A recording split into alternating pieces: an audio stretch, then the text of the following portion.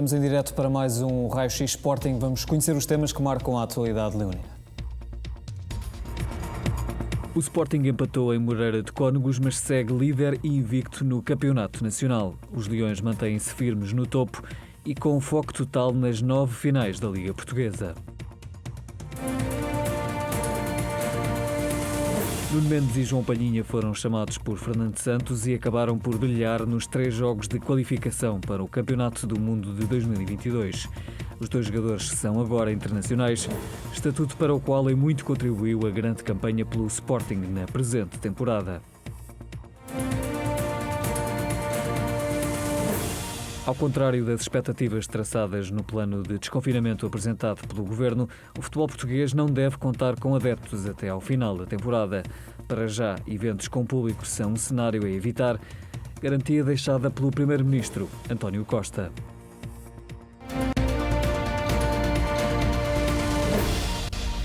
Mais um Raio-X Sporting esta semana à terça-feira, porque o Sporting jogou ontem diante do Moreirense em jogo da 25ª jornada da Liga Portuguesa. Esse vai ser naturalmente um dos temas que marca o programa de hoje, no qual voltamos a contar com o responsável de comunicação do Sporting Clube de Portugal, Miguel Braga, a quem eu dou desde já as boas-vindas. Boa noite, Miguel, bem-vindo. Também Manuel Fernandes, antigo jogador do Sporting e comentador Sporting TV, que está aqui também connosco em estúdio. Boa noite, Manuel. Boa noite. Bem-vindo. E a partir de casa vamos contar com o contributo do antigo árbitro Pedro Azevedo e também do comentador Sporting TV, João Olivença. Boa noite aos dois e sejam também bem-vindos a mais um Raio-X Sporting na Sporting TV.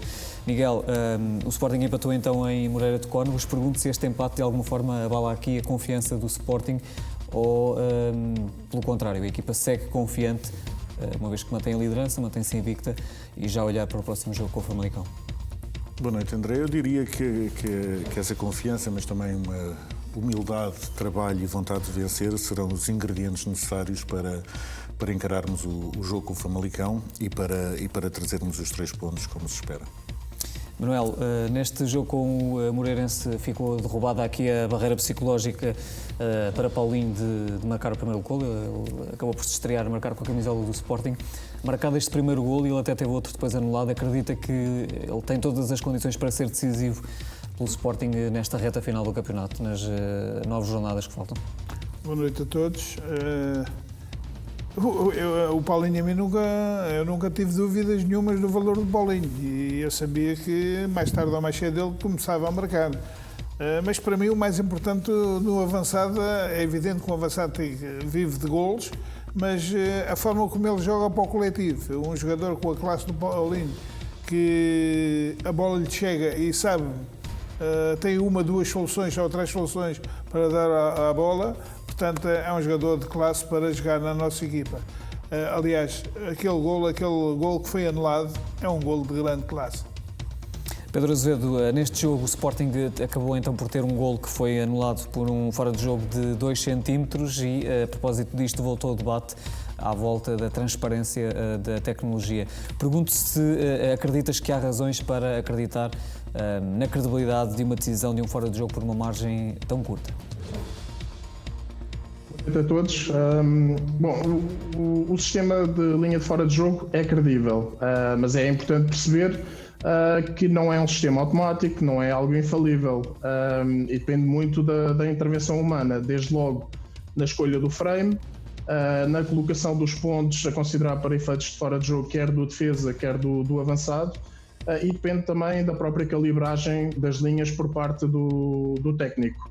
Inclusivamente esta situação já deu polémica ao invalidar um golo de um jogador que se encontrava em jogo por 1,18 m. Portanto, na minha opinião, é um sistema credível, é um sistema que é falível e por esse facto deveria haver ali uma margem de erro de 10, 15, 20 centímetros para não invalidarmos situações de golos válidos que são invalidados por 2, 3, 5 centímetros.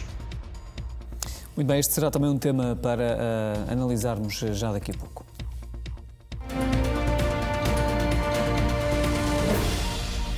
Começando então pelo rescaldo deste encontro da 25ª jornada da Liga Portuguesa, empate a uma bola entre Moreirense e o Sporting. O Sporting continua invicto e continua também como líder do campeonato com uma vantagem significativa sobre os rivais. 8 pontos no caso para o segundo classificado, o Futebol Clube do Porto. Que análise, Miguel, é que se pode fazer deste jogo em que o Sporting dominou, como tem dominado em quase todos os encontros, acabou no entanto por ser infeliz no final com esse golo já tardio, já fora de horas para a equipa de Ruben Amorim? Sim, eu acho que primeiro o teu resumo é o essencial que nos temos que lembrar, ou seja, continuamos na frente, temos 8 pontos de avanço sobre o segundo classificado e somos a única equipa sem derrotas em 25 jornadas da Liga NOS. E diria que esta também foi uma jornada sui generis, porque nós empatámos com um golo do Moreirense no único remate enquadrado que fizeram à baliza do Sporting aos 90 minutos e por outro lado vimos os nossos rivais, uns ganharem aos 91 minutos, o outro ganhar aos 93 minutos e também vimos o outro a ter novamente um penalti marcado, desta vez confirmado pelo VAR e conseguindo assim o resultado mínimo por 1-0. Eu diria que foi uma jornada sui generis, mas que o Sporting continua à frente e continua invicto e acho que é importante manter e continuar com o espírito de jogo a jogo que tem caracterizado esta equipa desde o início da temporada e perceber também que estamos cada vez mais próximos de garantir o acesso direto à Liga dos Campeões, que como sabe, era um objetivo do clube. O jogo, eu ouvi as declarações do nosso árbitro, do Pedro Azevedo, e a mim confesso que me faz um bocadinho mais confusão a entrada que sofreu o Nuno Mendes, ainda para mais porque não teve qualquer tipo de consequência em campo, ou seja, não houve sequer um cartão amarelo, vermelho, podemos agora discutir qual é que acharíamos que é o mais correto, ou qual teria sido o mais correto a ser mostrado, mas temos também que perceber, eu hoje tive, enfim, a sorte de poder ter estas confidências e poder falar diretamente com o Departamento Médico do Sporting e o que me disseram, eu fiquei, por um lado, altamente aliviado, mas também um bocadinho angustiado com essa possibilidade, porque as palavras não são minhas, são do Departamento Médico do Sporting, que não é um departamento religioso, é um departamento médico, e que disse que foi um milagre o Nuno não ter tido uma lesão gravíssima no tornozelo e no joelho. E nós temos de ter a consciência que o Nuno é um miúdo de 18 anos, é um internacional português, um novo internacional português, um jogador cheio de potencial e que sofre uma entrada destas e que não houve qualquer tipo de proteção ao jogador, e ele teve inclusivamente que sair e será reavaliado novamente na quinta-feira. Relativamente aos golos anulados, eu como sportinguista, como devem imaginar, queria imenso que os 2 golos tivessem sido considerados válidos e por muito que me custe, e percebo o que o Pedro disse relativamente às margens de erro, acho que temos que começar por separar as águas, ou seja, primeiro temos de ter a consciência que este ano já houve mais equipas e rivais nossos tiveram golos anulados também por estas margens residuais de 2, 3 centímetros ou 4 centímetros que acabam por ser margens muito pequenas, ainda para mais quando não é claro se existe margem de erro ou não relativamente a estas medições. Isso acaba por ser um dos problemas que ainda há por resolver, não é? A questão das margens de erro, se existem ou não neste tipo de avaliação. Mas uma coisa é tentarmos melhorar o VAR, outra coisa é tentarmos atacar o VAR. E acho que recentemente a Seleção Nacional teve um jogo que não teve VAR e percebemos todos a importância que é ter o vídeo-árbitro para ajudar o árbitro a não cometer erros grosseiros, como foi aquele cometido no jogo da Seleção, onde o remate do Ronaldo entrou, é visível para toda a gente, tirando para a defesa central que o fez, que depois no dia a seguir disse que o golo não era válido, mas ou seja, e até me faz lembrar, fazendo uma analogia, se me permitem esta analogia um bocadinho esticada, mas relativamente aos radares de velocidade, eu lembro-me que no início, quando eles apareceram, também as pessoas eram multadas a 121 à hora numa autoestrada, quando o limite máximo era 120. Isso hoje em dia não acontece exatamente porque há uma margem de erro e que as autoridades têm em consideração essa margem de erro para não penalizar os condutores. Houve uma afinação ao longo do tempo. Houve uma afinação. Eu acho que o VAR, como instrumento novo, vai passar também, são as dores de crescimento do VAR. Nós chegaremos a um VAR mais perfeito do que aquele que é atual. Eu lembro que o Sporting novembro e em dezembro passado, até organizámos o webinar com esse propósito de colocar os players, não só do futebol, mas também alguns internacionais, sobre a importância de serem conhecidos os áudios do VAR, entre o VAR e o árbitro. E lembro-me que na altura aquilo caiu, não direi como uma bomba, mas foi algo que incomodou algumas pessoas. E é curioso ver que passados apenas 4 meses desse acontecimento, 4, 5 meses desses acontecimentos, hoje tivemos um ex-árbitro português a defender exatamente isso mesmo num jornal desportivo, ou seja, e o Duarte Gomes, já agora dizendo quem é que foi o ex-árbitro português, a defender as comunicações. Porquê? Porque já se percebeu que é o caminho por uma maior transparência, por haver uma racionalidade das decisões que são tomadas, por essa racionalidade ser explicada ao público, e quem não teme e quem está do lado da verdade esportiva e da verdade, eu diria que tem todo o interesse em que estes processos sejam cada vez mais transparentes. Como digo, adorava que não tivesse sido marcado. O segundo golo, como o Manel disse, foi ainda para mais do Paulinho, uma execução técnica maravilhosa, que todos nós gostamos de ver pontas de lanças a marcar golos assim, e por isso, claro, que dá pena. E o golo do Pote, então, é tal coisa, 2 centímetros, estamos a falar de uma margem mínima. Mas apesar disso, o Sporting continua ao lado continua na defesa do VAR. Para ser completamente justo, a verdade é que se não nos queixámos há umas semanas ou há uns meses, quando um dos nossos rivais teve um golo anulado por 3 centímetros, não me parece correto que agora venhamos fazer uma tempestade deste ponto. Obviamente que tem ainda tem estes critérios subjetivos que o Pedro falou aqui, ficamos todos a discutir, e se ele tivesse feito o frame para aqui, para acolá, porque há sempre estas coisas técnicas que nós, como trabalhamos com a imagem, sabemos, que geralmente na televisão cada segundo de imagem tem 25 frames. No fundo, o momento em que se para a imagem também acaba por fazer a diferença na avaliação do lance. Mas, mais uma vez, se o critério for igual para todas as equipas, se tentarmos todos trabalhar em conjunto, possivelmente no final da época, não sei, a Liga, a Federação, envolverem os clubes para se ter este tipo de discussão e ser uma discussão pública, porque acho que o VAR é um bom instrumento para o futebol. Acho que devemos todos trabalhar para o melhorar e não para o criticar, obviamente. E chama, entretanto, também aqui à conversa o João Olivença. João, este é naturalmente um debate que se gera sempre que há decisões deste tipo, e estamos aqui a falar de um fora de jogo que foi assinalado por uma margem muito curta, de 2 centímetros. Parece também que existem aqui uma série de questões por afinar, mas que ainda assim o vídeo-árbitro continua a ser uma ferramenta fundamental. Boa noite, André, boa noite aos meus colegas, todos os telespectadores da Sporting TV. Eu acho fundamental que o VAR continue a existir, porque é uma ferramenta extremamente útil naquilo que é o apoio ao árbitro. Mas é isso mesmo, é uma ferramenta de apoio ao árbitro. E eu parece-me que, apesar de ouvir atentamente a opinião do Miguel, eu concordo que, efetivamente, num ou noutro lance, muitas vezes outros clubes são beneficiados, outros clubes são prejudicados, acontecem sempre algumas situações que não são do nosso agrado, mas é muito difícil para nós aceitarmos que um fora de jogo seja anulado por 2 centímetros quando nem se vê a bola, o momento da bola a partir do pé do jogador.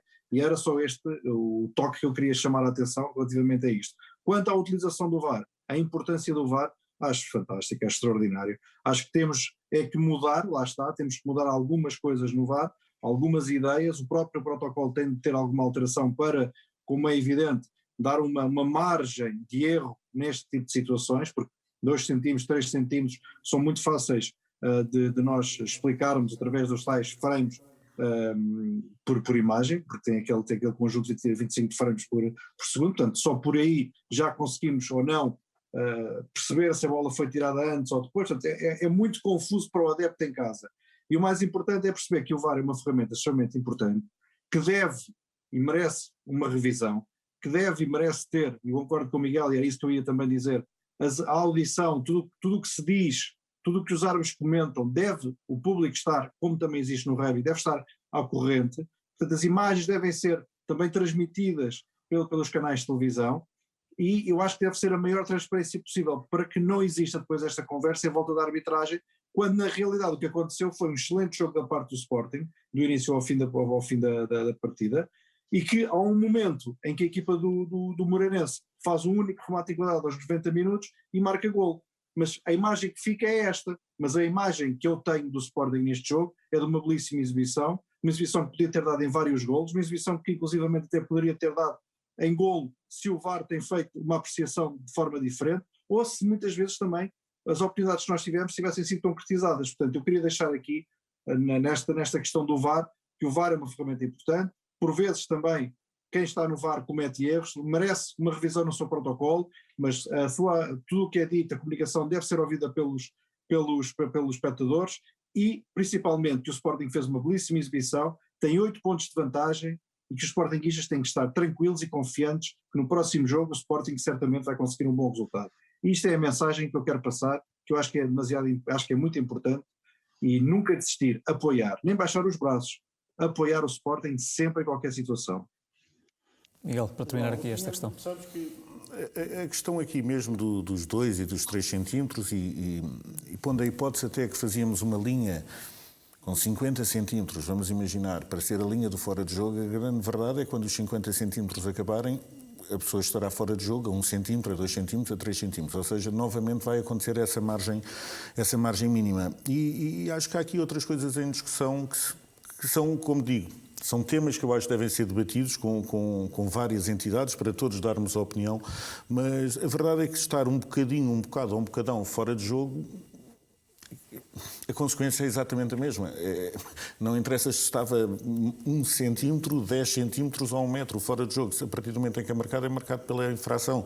E como digo, acho que os critérios devemos trabalhar cada vez mais para termos critérios iguais para todas as equipas, critérios claros, e acho que seria fundamental, como o João também disse e reforçou essa ideia, termos a possibilidade de ouvir as comunicações e dando aqui o exemplo do rugby, é curioso, não sei se já viram jogos de rugby, mas muitas vezes as comunicações do rugby têm perguntas-chave, e as perguntas-chave são os árbitros a fazer ao vídeo-árbitro, no fundo a perguntar se eles têm a certeza absoluta daquela decisão, e são estas pequenas terminologias que ajudam à compreensão do público e também ajudam à tomada de decisão do árbitro, porque como nós dissemos aqui muito bem, o VAR não é suposto substituir o árbitro, é uma ferramenta para o árbitro fazer melhor o seu trabalho, e é assim que nós a devemos encarar e devemos trabalhar nela. Como digo, eu tenho esperança que na próxima época já existam pequenos acertos ao protocolo do VAR existente que nos permita ter uma maior verdade desportiva. José Fotelas Gomes também já o disse de alguma forma numa recente entrevista, e depois do Sporting também defender essa transparência e nomeadamente a divulgação dos áudios, que é uma questão que não se faz do dia para a noite, mas que está nas cogitações deste Conselho de Arbitragem. Que assim seja. Vamos avançar, Miguel. O Sporting está cada vez mais ativo nas redes sociais, entretanto está ativo, conta com mais uma rede social, no caso o TikTok, que é uma das redes mais populares da atualidade. O que é que se pode esperar desta nova aposta, que em termos de comunicação eu penso que tenha como objetivo exatamente o mesmo das restantes, que é aproximar cada vez mais os adeptos do dia-a-dia do clube? Sim, como sabemos, o TikTok é uma das redes do momento em Portugal, e houve um estudo até do final do ano passado da Marktest, que era os portugueses e as redes sociais, que dizia que o Facebook, apesar de ser a rede social dominante em Portugal, está a perder terreno para algumas redes, enfim, como o Twitter, o Instagram, o WhatsApp e o TikTok. O TikTok não é propriamente nem para o Manel nem para mim, não somos o público-alvo, digamos assim, mas vai permitir, obviamente, haver cada vez é mais uma ferramenta para aproximar o clube dos seus sócios e dos seus adeptos. Começámos com um desafio, o Sporting Challenge do Tiago Tomás, onde é suposto os nossos adeptos e sócios irem até à rede e, no fundo, aceitarem o desafio que o Tomás lhes propõe a dar toques com uma bola de futebol. Vamos alimentar essa rede da mesma forma que temos alimentado, ou melhor, de uma forma ligeiramente diferente, temos alimentado as outras redes, mas é mais um passo para a presença digital cada vez mais forte do Sporting.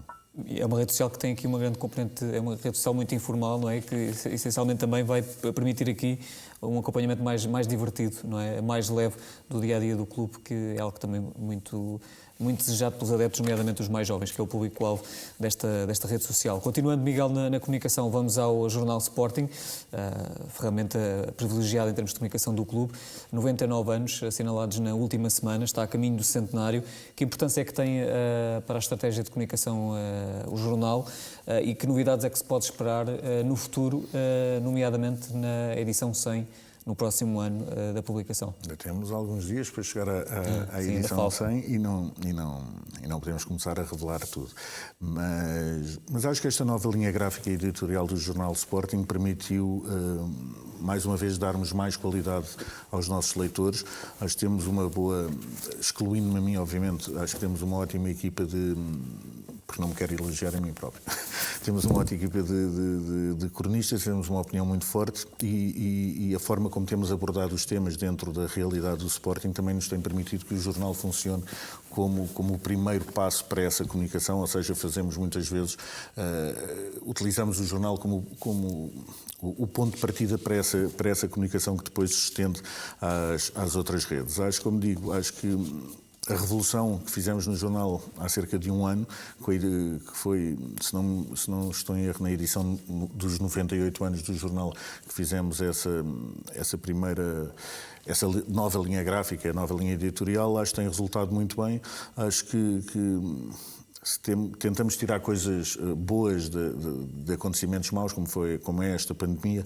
Acho que o jornal permitiu continuarmos e mantermos essa ligação aos sócios e tem sido com algum orgulho até que vemos que o jornal hoje em dia chega a mais sócios, chega a mais pessoas e temos, de vez em quando tem acontecido até pessoas fora do universo do desporto por alguma razão, terem-se cruzado com o jornal do Sporting e terem feito elogios. Acho que a última edição foi uma edição histórica e que resultou muito bem e que, mais uma vez, também lançámos o desafio aos nossos sócios e adeptos para termos uma capa diferente feita por um deles. Chegaram-nos algumas propostas e aquela que acabou por vencer, acho que estava muito feliz e parabéns a todos, mais uma vez. Mais uma vez os adeptos próximos do clube através também do jornal. Adeptos, Miguel, só na próxima temporada. António Costa, o Primeiro-Ministro, fechou a porta ao regresso do público às bancadas, contrariando algumas ideias que tinham sido deixadas no plano de desconfinamento apresentado pelo próprio Governo. Esta foi, no fundo, uma atualização do Primeiro-Ministro. O Sporting acompanha esta posição do Governo, que parece preocupado com a evolução da pandemia, que agora está numa evolução positiva, digamos assim, mas parece, de alguma forma, o Governo continua preocupado com os efeitos que eventos com o público podem gerar no agravamento da pandemia. Aliás, António Costa disse mesmo que todos os eventos com público devem ser cenários a evitar nos próximos tempos. Não precisou na linha do tempo, mas disse que pelo menos por agora não se devem realizar, não se vão realizar e são de evitar.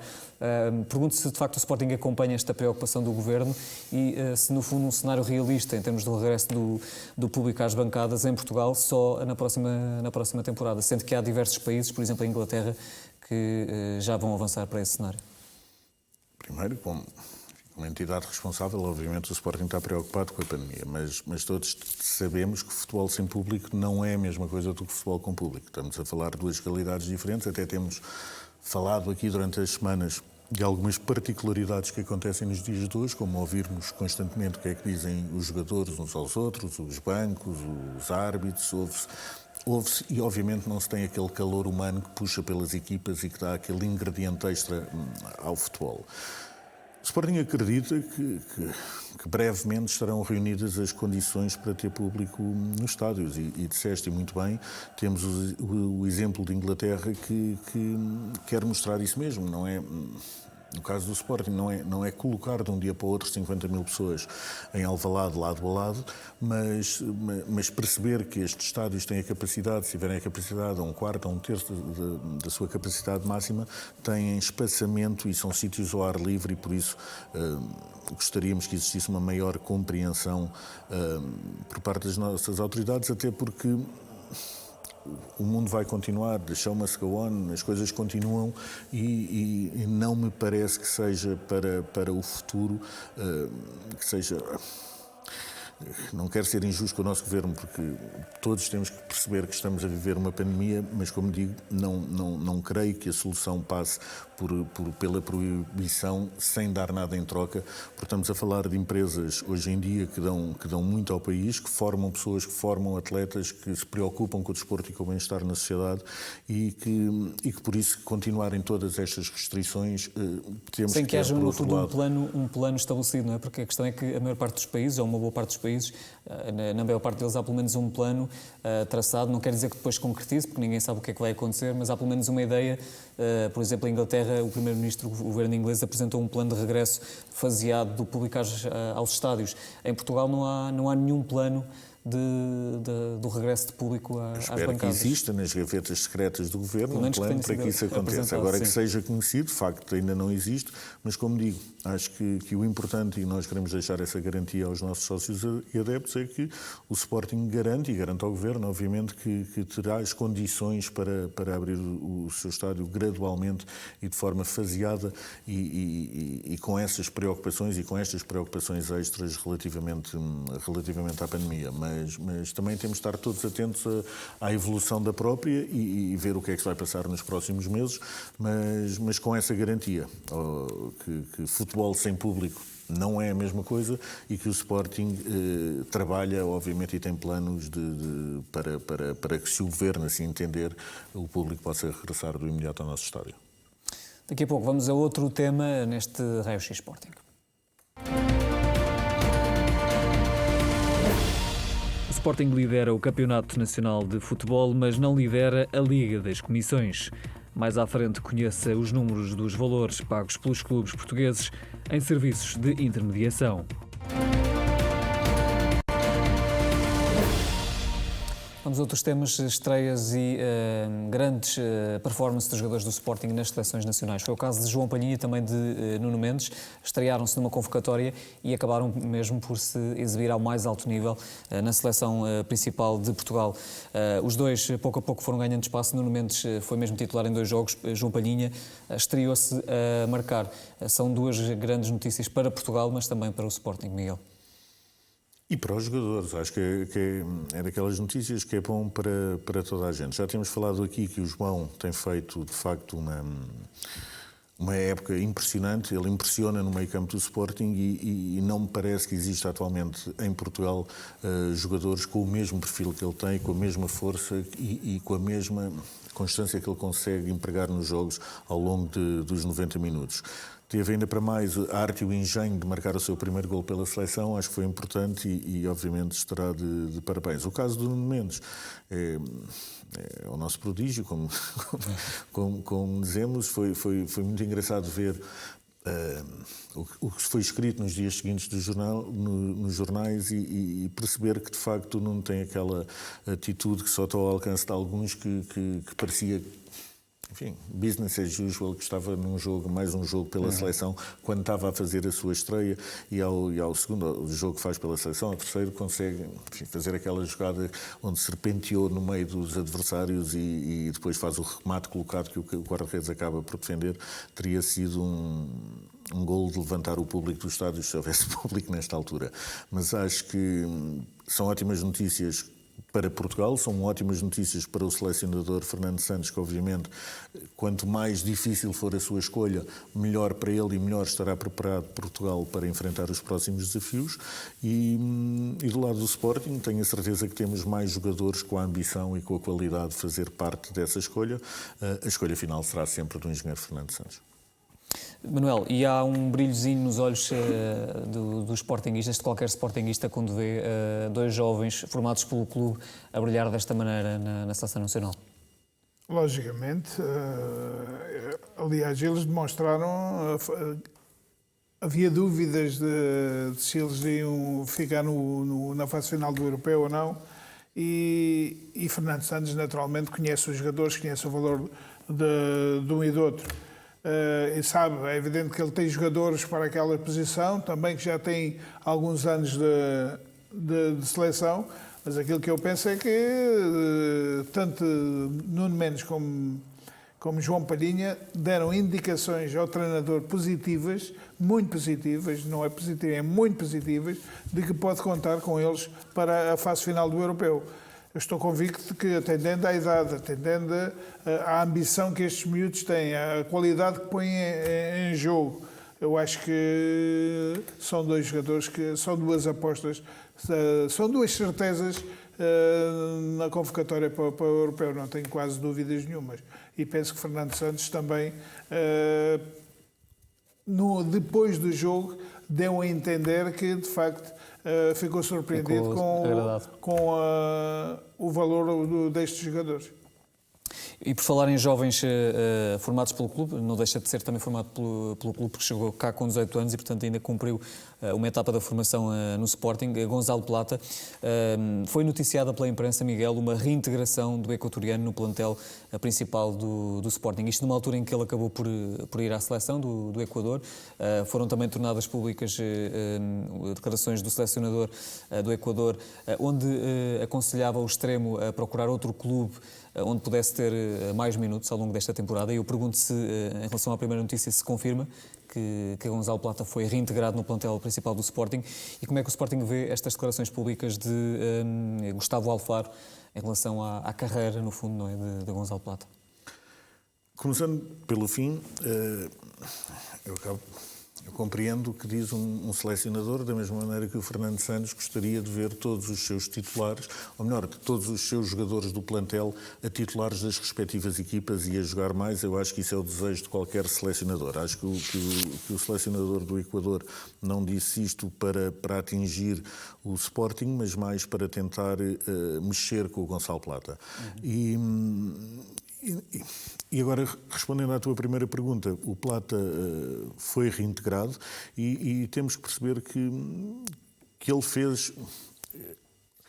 Primeiro ponto, o Gonçalo Plata é um miúdo do Equador de 20 anos que não tem uma estrutura familiar forte em Portugal e que, por isso... É normal da idade, já todos tivemos 20 anos e com 20 anos às vezes tomamos decisões ou fazemos coisas que depois nos arrependemos um bocadinho mais tarde. O Gonçalo Plata, enfim, foi homem suficiente para perceber isso mesmo, para pedir desculpas publicamente ao clube e ao treinador, e acho que o Sporting, no fundo, está-lhe a dar esta segunda oportunidade, enfim, consciente do seu pedido de desculpas e que de facto, para se estar no plantel e às ordens de Ruben Amorim, tem que se perceber que se faz parte de um todo e que há certas regras que é para cumprir do primeiro ao último jogador. E acho que ele percebeu isso mesmo, pediu desculpa publicamente pelo seu comportamento e, como digo, acho que vai ter a sua segunda oportunidade.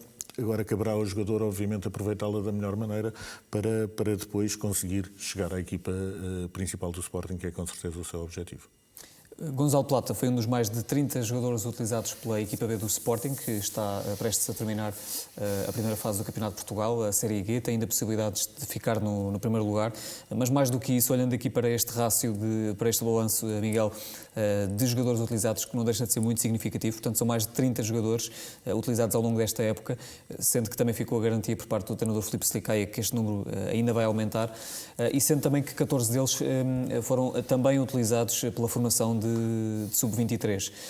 Mais do que estarmos aqui a falar, por exemplo, se esta equipa vai ou não conseguir ficar em primeiro lugar na Série G do Campeonato de Portugal, até porque esse não foi o principal objetivo traçado desde o início, pergunto se estas são as verdadeiras vitórias deste projeto que avançou com a atual administração, o regresso da equipa B, e que passa muito pelo lançamento de jogadores para a equipa principal do Sporting, pela formação contínua de jogadores.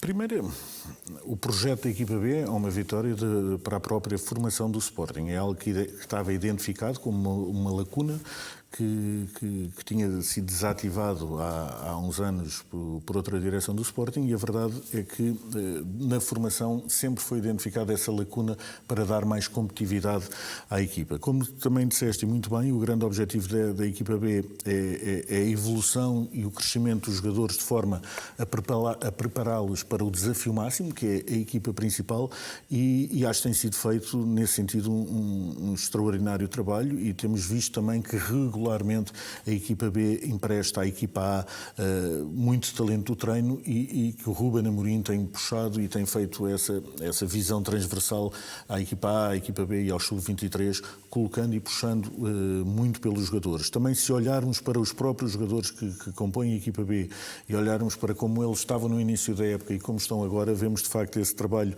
extraordinário que está a ser feito pela equipa técnica e essa evolução que nós todos queremos e queremos todos preparar estes jogadores para que eles consigam atingir o seu objetivo, que é também o nosso, que é a entrada na equipa principal.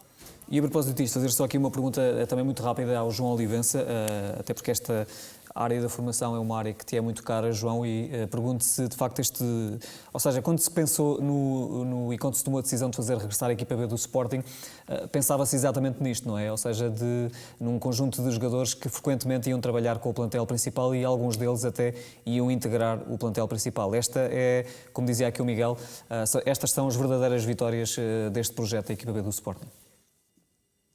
Sim, eu acho que os adeptos do Sporting devem olhar para o projeto da equipa B, do Sub-23, como uma rampa para a equipa principal, uma formação de jogadores, para a experiência aos jogadores, dar novos desafios, contextos diferentes, capacidade que eles têm também de superação. Eu acho que isso está a ser feito, está a ser desenvolvido. Claro que se nós olharmos depois para os resultados, em algumas situações, os adeptos do Sporting podem querer dizer que, bem, mas se calhar o ideal era estarmos em primeiro lugar com X pontos de avanço. Mas isso é olhar para um lado resultadista do processo. Eu acho que neste caso o mais importante é nós termos jogadores capazes de integrar a equipa profissional do Sporting, ou quem sabe uma mais-valia numa futura venda futura, mas jogadores, prepará-los como jogadores, como homens, e dar-lhes uma oportunidade de eles também jogarem e estarem mais aptos dentro daquilo que são as ideias e dentro daquilo que é o modelo que é transversal ao Sporting neste momento. Portanto, eu até acho que, ao contrário do que se costuma dizer, eu até concordo que a equipa B é principalmente um local muito importante de dar experiência ao jogador, capacidade de confiança, capacidade de sentir integrado, unido num clube que está a passar um momento fantástico. E quando nós sabemos que o treinador, e já Ruben Amorim disse várias vezes, tem uma porta aberta, e o Sporting é uma porta aberta para jovens talentos poderem ingressar, ou para que depois há uma rampa de lançamento para a sua equipa principal, a equipa B dá também esse tipo de aporte. E o Sub-23 também. Portanto, eu acho que o trabalho está a ser muito bem desenvolvido. Temos de também olhar ao investimento que foi feito pela equipa que está neste momento em primeiro lugar, que foi muito forte, e que o Sporting, o seu principal, na minha ótica, a sua principal fonte que deve ter, que basicamente deve dar para o clube, é criar homens, criar jogadores, formá-los e dar-lhes a oportunidade de jogar, porque o tempo de jogo é algo muito importante. E eu na formação, eu vejo sempre isto, não vejo o lado do resultado, eu compreendo que é muito importante vencer, a formar a ganhar, e eu defendo essa ideia, mas mais importante que isto é, eu prefiro muitas vezes não ser campeão de júniores, mas ter 5 ou 4 jogadores, como agora aconteceu, que possam integrar uma equipa principal do Sporting e estejam a jogar num nível fantástico, do que ter uma equipa campeã de júniores, mas que depois desses jogadores, só 1 ou 2 ou 3 é que são profissionais. Felizmente no Sporting não é isso que está a acontecer, e eu espero que não seja isso que vai acontecer. E o processo de formação tem, só para terminar, André, tem estágios de desenvolvimento diferentes, os jogadores não são todos iguais, as próprias posições requerem estágios de desenvolvimento diferentes. Um jogador que joga lateral tem um comportamento diferente, tem um aporte diferente, tem uma capacidade de absorção diferente do jogo, de entendimento do jogo. Um jogador que joga a médio centro, a própria experiência que um guarda-redes assume, de um central, de um avançado. Portanto, nós temos que entender muito bem quais são os momentos e os estágios de evolução de cada jogador para perceber se eles estão ou não preparados para integrar uma equipa profissional. E é preciso ter paciência, porque jogadores feitos com 17 e 18 anos são raríssimos. E às vezes eles só conseguem aparecer numa determinada idade. Eu acho que temos que ter paciência, porque já no passado nos mostraram que mesmo com 21, 22, 23, como o caso do Mateus Nunes, por exemplo, podem facilmente integrar uma equipa principal, tanto aos 17, como aos 22, como aos 23 anos. E para o Manuel, que já foi diretor da equipa B e que agora acompanha muito os jogos e faz os comentários dos jogos da equipa B aqui na Sporting TV, há muito talento nesta equipa, Manuel, para breve trecho integrar o plantel principal de Ruben Amorim. Sim. São jogadores que, por acaso, eu acompanhei-os muito e têm tido uma evolução muito boa. Esta equipa B é diferente da equipa de Sub-23. A equipa de Sub-23 até são mais jovens que a equipa B. São miúdos que ainda são juvenis, muitos deles. E, portanto, é um projeto diferente. Agora, a valorização destes jogadores é o mais importante para a equipa principal. A equipa B, se pudesse subir a um escalão superior, que é a segunda liga, era melhor, porque é mais competitiva, é uma competição diferente, dá-lhes mais traquejo, até porque jogam com jogadores mais veteranos até, e portanto, mas tivemos o Estrela da Amadora apostou forte este ano na subida e o Sporting só tem uma derrota nestes jogos todos, portanto é importante valorizar os miúdos, é importante prepará-los para o futuro da equipa principal e também em termos de ganhar, é importante na formação uma mentalidade ganhadora. E isso está a acontecer na equipa B. Uma equipa que tem uma derrota é que tem uma mentalidade ganhadora. Agora, eu acho que o Sporting neste momento está nesse aspecto, está no bom caminho e tem vários jogadores. Eu acompanhei estes jovens, tenho acompanhado estes jovens da equipa B e é evidente há muitos que não vão lá chegar, há vários que não vão lá chegar, mas têm uma base boa para servir de suporte nos próximos anos à equipa principal. Já estão também a trabalhar frequentemente com o plantel principal. Miguel, avançamos. Foi divulgado um relatório por parte da Federação Portuguesa de Futebol com o valor de comissões pagos pelos clubes do nosso campeonato. O Sporting não está na liderança deste ranking, até está bem atrás, por exemplo, dos principais rivais do Benfica e do Futebol Clube do Porto, mas inclusive é do Sporting de Braga, o Sporting com cerca de 8,5 milhões de euros gastos, o Benfica, por exemplo, na primeira posição com mais de 20 milhões de euros gastos. Pergunto se este relatório dá razão, no fundo, àquilo que a atual administração do Sporting tem vindo a dizer, ou seja, que gasta menos do que os rivais e se, no fundo, também revela aqui uma gestão do ponto de vista financeiro, uma gestão equilibrada, tendo em conta também a realidade do clube. André, eu acho, primeiro de tudo, que estes relatórios são importantes, até por uma questão de transparência da própria indústria e do mundo do futebol, mas acho também que esta análise tem que ser feita de forma racional e transparente e não podemos dizer os números só assim, correndo o risco de ser injustos. Acho que temos que ver o dinheiro que foi gasto e compará-lo também com o volume de negócios de cada clube. E se percebermos, se fizermos esse rácio entre este dinheiro que tu acabaste de falar e o volume de negócios de cada clube, veremos que a maior percentagem acaba por não estar no clube que tu disseste, mas sim noutro, e pronto, são coisas interessantes e são sempre números interessantes para nós vermos do nosso futebol. Uma realidade divulgada pela Federação Portuguesa de Futebol. Daqui a pouco vamos olhar até porque há vários casos para a arbitragem do Moreirense Sporting.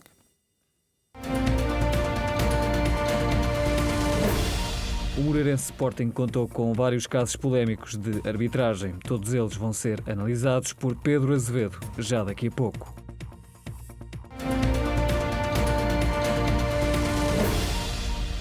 Para já vamos a outros temas. Miguel, modalidades, rugby feminino do Sporting, mais um título, acabou por conquistar a Supertaça. Sim, é verdade. Eu acho que esta equipa tem dominado a modalidade nos últimos anos em Portugal, ganhando praticamente tudo a nível nacional e já 2 taças ibéricas, se não estou em erro, e acho que devemos dar os parabéns por esta vitória, por esta expressiva vitória, ainda por mais frente ao eterno rival, dar os parabéns ao treinador Pedro Leal, à Inês Marques, que marcou 3 ensaios, e também à capitã Isabela Osório por liderar esta equipa. Estão todos de parabéns, as nossas leoas e o nosso leão Pedro Leal.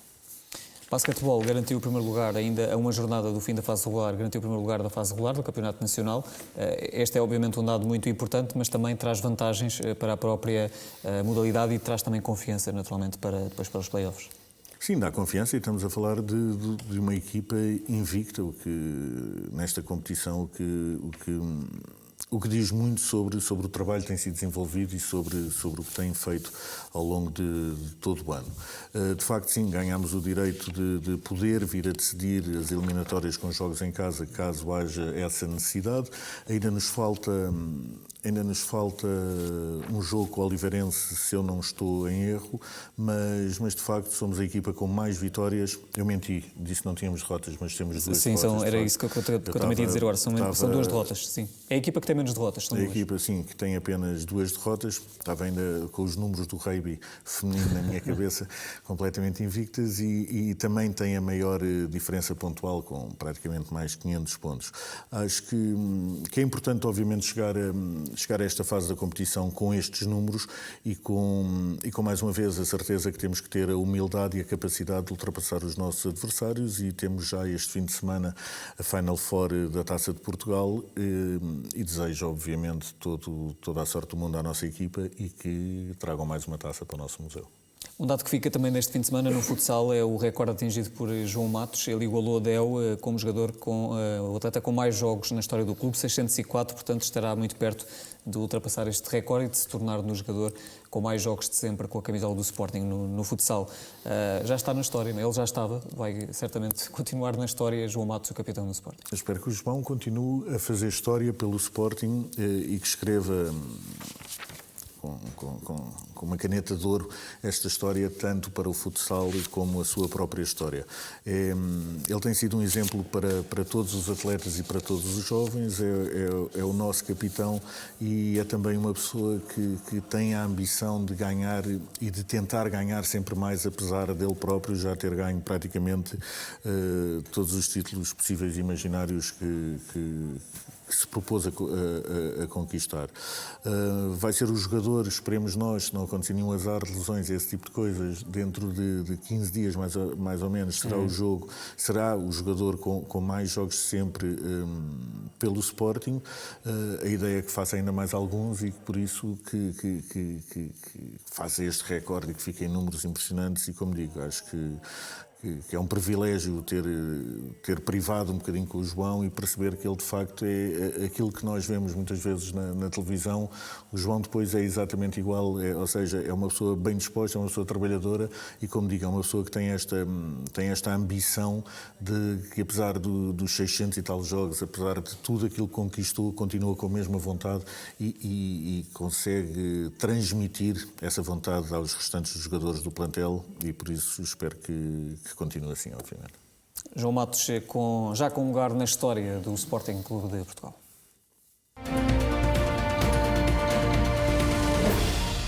Voltamos ao Moreirense Sporting, vamos a uma análise já mais completa, ou para finalizar por outro, aquilo que já no fundo fomos dizendo ao longo de todo o programa. Manuel Fernandes, peço-lhe uma análise então muito rápida no fundo sobre aquilo que se passou em Moreira de Cónegos, que Sporting é que podemos assistir, uma equipa que teve algumas alterações, Rubén Amorim, por exemplo, repetiu a titularidade de Daniel Bragança, foi um Sporting dominador, ficou apenas naquele lance, não é, que acabou por ditar o empate. Totalmente dominador, desde o princípio ao fim. Foi a única equipa que teve oportunidades de gol. O Moreirense teve aos 9 minutos uma jogada não muito bem, descair para a direita, apareceu o Rafael Martins que rematou ao lado, nem foi direita à baliza. Foi a única algum perigo que teve. E depois sofremos aquele gol no último minuto. Isto é assim, se analisarmos o que aconteceu aos nossos adversários diretos na conquista do título, aconteceu o mesmo. Só que não sofreram.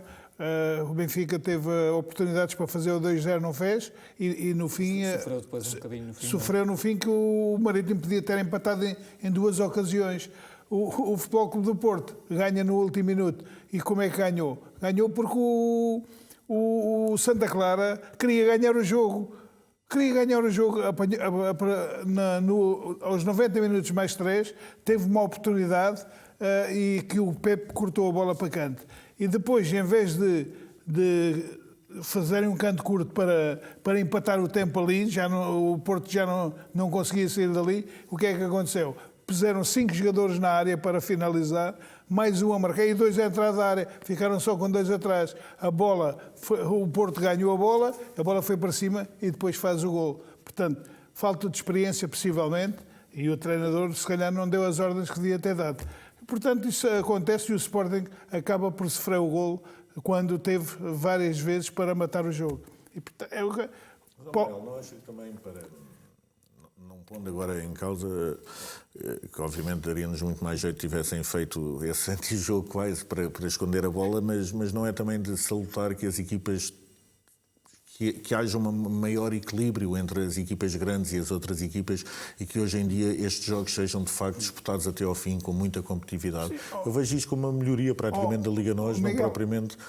Hoje as equipas pequenas, a partir de determinada altura, começam a jogar com o bloco mais baixo, por exemplo, no caso do Sporting, começam a jogar com o bloco mais baixo e andam ali à espera. Se estiverem a perder 1-0 vão-se portando e até que pode aparecer um golo de uma bola parada onde chega ao empate. Eles nunca desmontam o esquema deles que levam na estratégia para o jogo. Porquê? Mas usando ou não essa estratégia, estão a conseguir mais vezes resultados positivos com os grandes. Tem acontecido ao longo de toda a época. Logicamente têm conseguido, mas é desta forma que eles conseguem. Não jogam de olhos abertos com as equipas grandes, jogam assim. A maioria deles. O Marítimo ontem fez isso. O Santa Clara jogou mais ofensivo, não jogou tão como jogou, por exemplo, o Moreirense. O nosso árbitro vai falar de certeza, o Pedro Azevedo. Eu hoje surpreendeu-me, ao ler a imprensa desportiva, ninguém realçar aquela entrada. Quando há entradas de outros clubes, assim, da reforma violenta que foi aquele miúdo que ia inutilizando o Nuno Mendes, e toda a gente diz que podia levar amarelo. Podia ou devia. Não é amarelo. Aquilo é a roçar o vermelho. Qual é que é a avaliação que o Pedro Azevedo faz deste lance? Para já vamos a outros dados deste Moreirense Sporting. João, peço-te um comentário mesmo muito rápido, mas que no fundo expliques aquelas que foram algumas das movimentações dos dois homens da frente no ataque do Sporting. No fundo da primeira dupla e depois outra que se formou a partir do momento em que Daniel Bragança foi substituído na segunda parte. Sim, é verdade, o Sporting brindou-nos outra vez com 3-5-2 e jogou novamente com Daniel Bragança e João Mário muito libertos, jogando lado a lado no sistema que o Sporting apresentou. Palhinha sempre por trás, sempre como reforço, e Porro e Nuno Mendes, depois Mateus Reis, a jogarem muito bem nos corredores.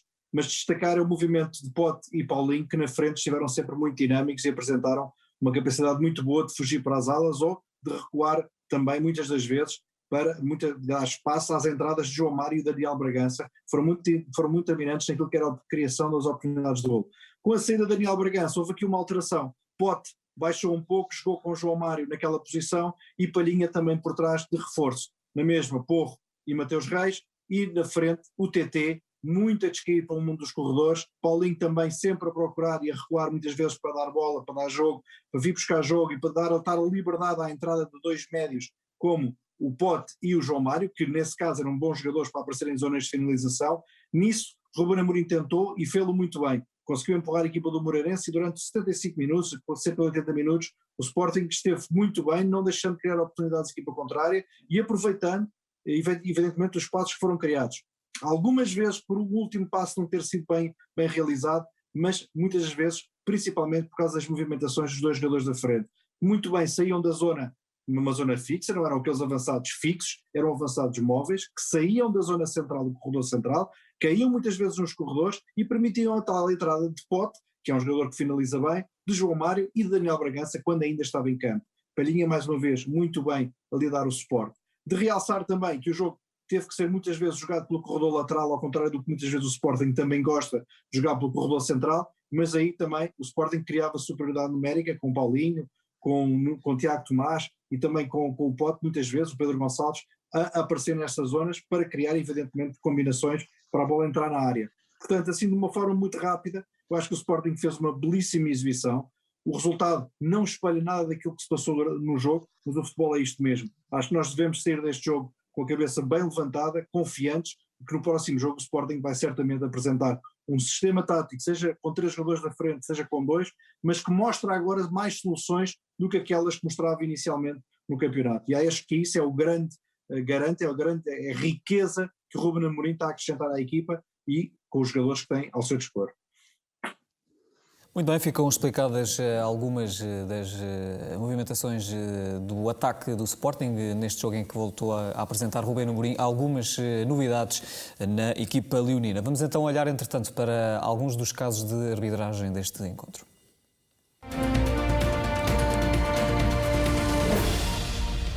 Análise da arbitragem com o antigo árbitro Pedro Azevedo. Pedro, vamos começar com um lance logo aos 3 minutos. Filipe Soares deveria ter visto um cartão amarelo? Sim, portanto, numa disputa de bola aérea, Filipe Soares atinge Palhinha com o braço, de forma negligente, na zona do pescoço, da cara. O árbitro assinala bem pontapé livre direto, mas fica amarelo por mostrar ao jogador do Moreirense. Vamos, entretanto, ao tal lance que, no fundo, também gera mais polémica e até alguma indignação, sobretudo no universo sportinguista, a entrada de Gonçalo Franco sobre Nuno Mendes, que motivou a saída do lateral. Está, entretanto, com uma contusão óssea e está em dúvida para o próximo jogo dos Leões. Foi uma entrada dura, deveria ter visto cartão amarelo o médio do Sporting? O médio do Moreira. Sim, claramente. Portanto, é uma entrada junto à linha lateral, sensivelmente a meio do meio campo defensivo do Sporting. Gonçalo Franco tem uma entrada em tackle deslizante sobre Nuno Mendes. Na minha opinião, tratou-se de uma entrada claramente negligente e, portanto, deveria ter sido exibido o cartão amarelo. O árbitro, uma vez mais, assinala pontapé livre direto, mas fica novamente cartão amarelo por exibir. Pedro, sim. Permite-me aqui uma pergunta que tenho alguma dúvida. Sim, claro. Tu falas em entrada negligente, o Departamento Médico do Sporting fala no milagre de não existir uma lesão gravíssima. A minha pergunta é se esta entrada não poderia ser considerada um pouco mais do que negligente, uma vez que a consequência direta, pelo menos, do jogo foi que o Nuno Mendes tivesse de ser substituído, dada a gravidade da sua lesão. A minha pergunta é se há algum tipo de instrução ou enfim, a instrução mesmo, a palavra correta, por parte do Conselho de Arbitragem aos árbitros para terem atenção se um jogador fica incapacitado por causa de um lance com um colega de profissão. Se isso deve ser tido em conta. No fundo, se deve ser tomado em conta e se tem algum peso para uma tomada de decisão final. Portanto, na minha opinião, enquadra-se como uma entrada negligente e não como uma falta grosseira, porque a entrada não é violenta, o jogador vai para jogar a bola e o contacto... Não sei se está o Manel a dizer, mas está a comentar cada uma das tuas palavras e está indignado porque diz que é uma entrada ligeiramente violenta. Isso foi o que os outros dos jornais todos disseram.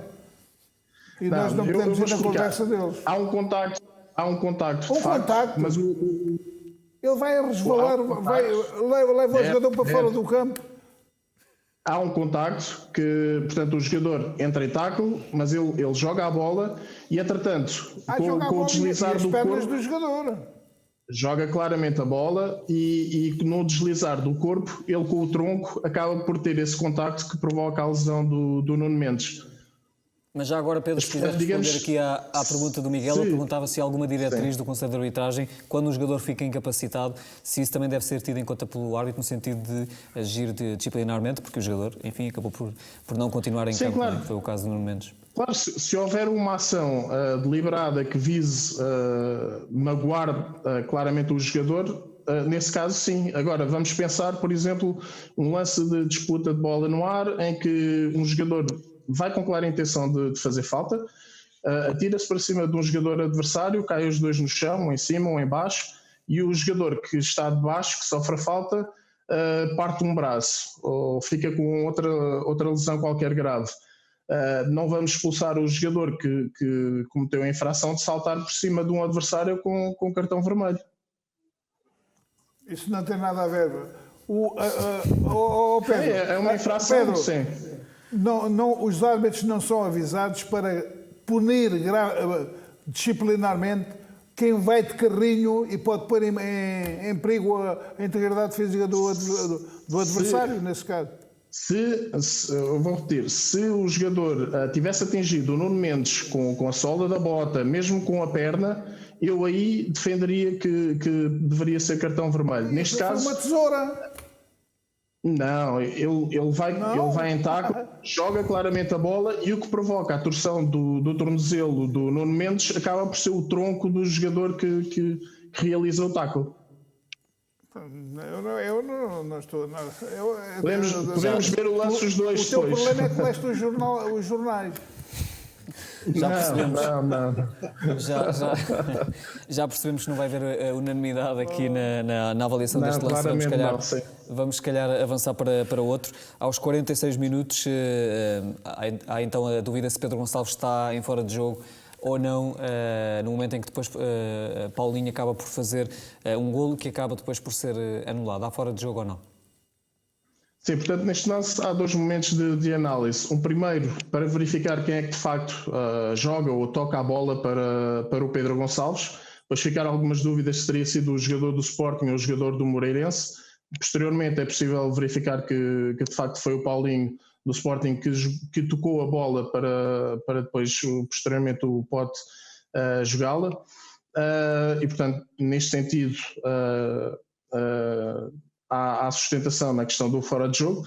Segundo momento, em que se o Pedro Gonçalves se encontra ou não em posição de fora de jogo, no momento em que então o Paulinho toca a bola.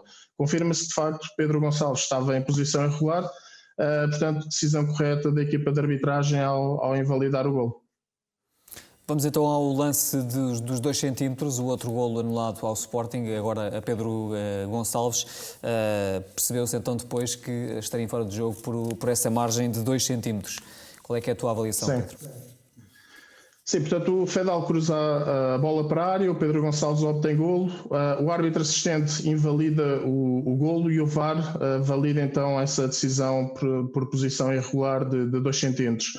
Portanto, é um pouco aquilo que já falámos, que o próprio Miguel disse que tem que se aceitar. De acordo com o protocolo atual, o golo é bem invalidado, supondo um nível de precisão elevado na colocação das linhas, na escolha do frame.